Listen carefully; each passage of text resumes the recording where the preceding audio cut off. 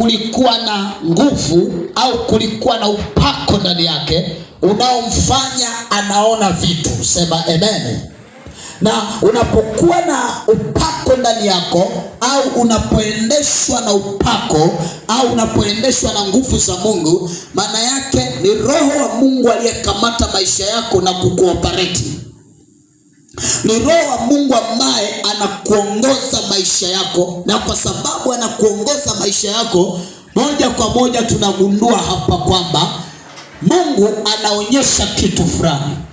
Anaonyesha hali ambazo zilikuwa hazionekani. Na unapoongozwa na huyu Roho wa Mungu, ambapo tunaita ni upako. Upako tunasema ni kuongozwa na Roho, na hii unaweza kuona vitu vingi kwa sababu ya ile nguvu iliyoko ndani yako. Nguvu iliyoko ndani yako hii inakufanya uone vitu vingi kwa sababu ya ile nguvu iliyoko ndani yako. Sema amen. Bwana asifiwe sana. Sasa kwa sababu kuna nguvu iliyoko ndani yako, hii inakufanya uweze kuona vitu. Na huwezi kuona vitu kama hakuna upako ndani yako. Kwa hiyo upako inamaanisha kwamba ni maisha yako yanaongozwa na Roho wa Mungu. Jina la Yesu libarikiwe. Yaani hujiendeshi wewe kama wewe, ila unaendeshwa na Roho wa Mungu aliye hai. Jina la Bwana libarikiwe. Sasa nataka nikuonyeshe vitu kama 4 hivi ambavyo tutaona kimoja hadi kingine, na kisha tutakuwa tukimaliza pale.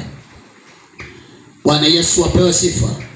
Kitu cha kwanza kabisa ambacho nataka nikuonyeshe kati ya 4, jambo la kwanza, hii inaitwa nguvu ya ulimwengu. Nguvu ya ulimwengu wa macho. Nguvu ya ulimwengu wa macho. Ulimwengu wa macho. Hebu sema ulimwengu wa macho. Ulimwengu wa macho. Katika ulimwengu wa macho kuna nguvu ambayo ipo. Ulimwengu wa macho. Ulimwengu wa macho maana yake unaona vitu. Wewe kazi yako ni kuona vitu fulani.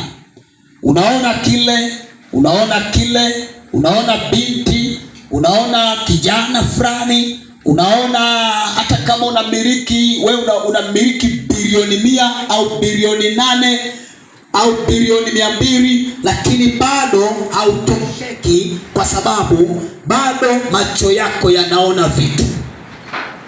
Kwa hiyo hata kama ukabili